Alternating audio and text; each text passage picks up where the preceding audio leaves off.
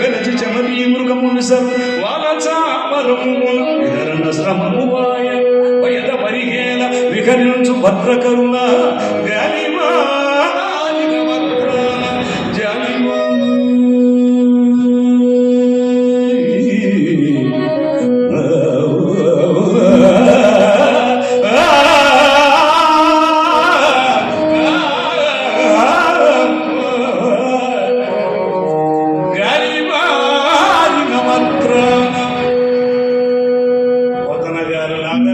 ఆదిభట్ల వారు కూడా మరో పోతనాన్ని ఆంధ్రదేశం స్తుతించింది.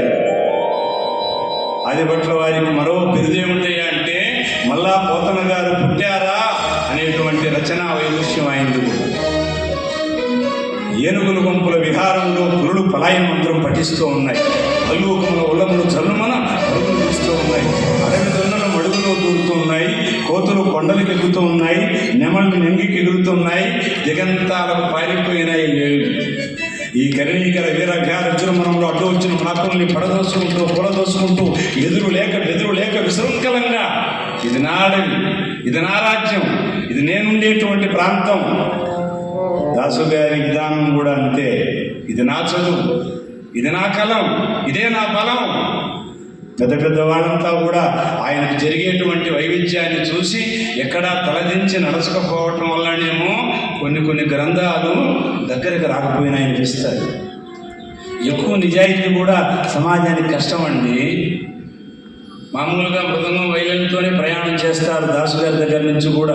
ఎందుకు చిత్తూరు జిల్లాలో ఈ తబలాలు కీబోర్డులు ఇట్లాంటివి ప్రవేశించబడ్డారంటే ఇట్లాంటి ఆడిటోరియాలు దొరకద్దా? ఇప్పుడు జన్మానికి శివరాత్రి అన్నట్టు మహతి లాంటి వేదికలు హరిదాసులు దొరకద్దా?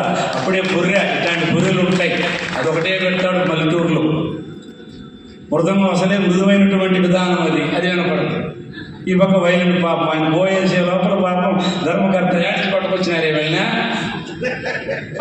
చూసారా? ఆ భాష ఇప్పుడు పాపం జాతీయ అవార్డు తెచ్చింది నవకర్ల మీకు. ఎందుకంటే అంతకు ముందు పుట్టిన మహానటులు కూడా రానటువంటి జాతీయ అవార్డు మొన్నటికి మొన్న ఏంటంటే అటు చూస్తావా, నా చిత్తూరు జిల్లా భాషకు వచ్చింది. ఇప్పుడు కొట్టచ్చు.